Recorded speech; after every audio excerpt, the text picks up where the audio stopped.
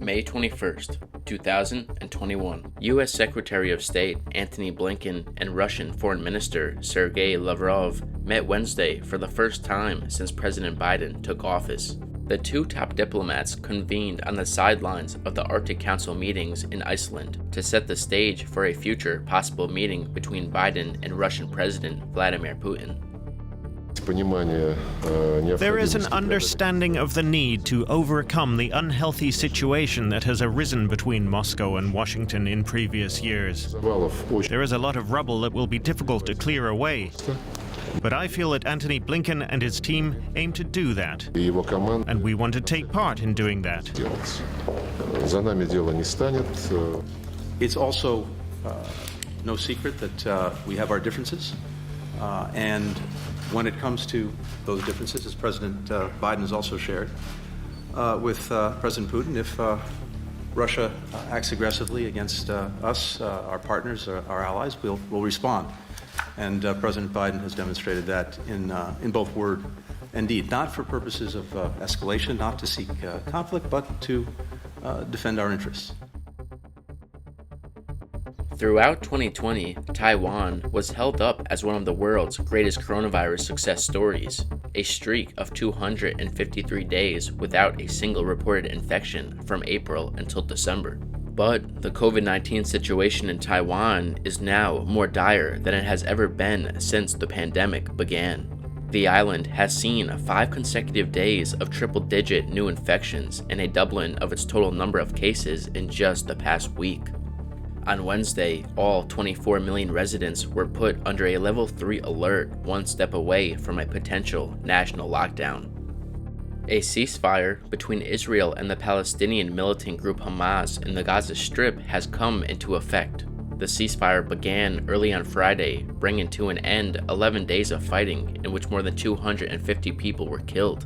The Israeli military says more than 4,300 rockets were fired towards its territory by militants and that it struck more than 1,000 militant targets in Gaza. Egypt's President Abdel Fattah el-Sisi brokered the ceasefire. Folks, I've just spoken with Prime Minister Netanyahu. Earlier today, I spoke with President al-Sisi of Egypt. Prime Minister Netanyahu informed me that Israel has agreed to a mutual unconditional ceasefire to begin in less than 2 hours. The Egyptians have now informed us that Hamas and the other groups in Gaza have also agreed. In my conversation with President Netanyahu, I commended him for the decision to bring the current hostilities to a close within less than 11 days. I also emphasized what I've said throughout this conflict. The United States fully supports Israel's right to defend itself against indiscriminate rocket attacks from Hamas and other Gaza-based terrorist groups that have taken the lives of innocent civilians in Israel. The United States committed to working with the United Nations, and we remain committed to working with the United Nations and other international stakeholders to provide rapid humanitarian assistance and to marshal international support for the people of Gaza and the Gaza reconstruction efforts. A massive explosion in Northern California on Wednesday that destroyed a home and several vehicles was caused by 3 kids playing with fire in a backyard. A tweet from the Contra Costa County Fire Protection said investigators determined the 2-alarm fire was started by 3 youths who were playing with the fire when the blaze got out of hand in the current conditions. The fire destroyed 1 home, displacing 3 people, and threatened at least a dozen other homes, the fire agency said. Vehicles and other equipment in the area were also engulfed in flames, but no one was injured in the explosion or the fire. Up the street, as you follow it up, you'll see high-tension power lines. And those power lines conducted from the smoke that was up there, and there was a small explosion up in the power lines. So that's where the explosion came from. There's also some propane tanks that lit off. And just lots of debris up there. That's mainly what all that was. 1 person is confirmed dead after an incident involving a suspected smuggling vessel off the coast of San Diego. At least 15 migrants are in custody after U.S. Customs and Border Patrol agents rescued them from their panga-style smuggling boat.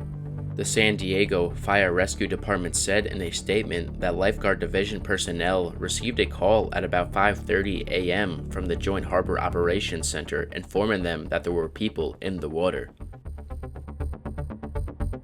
Pro-Israel and pro-Palestine protesters clashed and fireworks sent people running near Times Square Thursday as tensions in the region spilled into the streets of Manhattan. Skirmishes between the groups erupted in the Midtown tourist hub as Israel and Hamas hoped a ceasefire in Gaza would end more than 10 days of devastating hostilities. Multiple arrests were made. Law enforcement sources said that at least 19 people were taken into custody.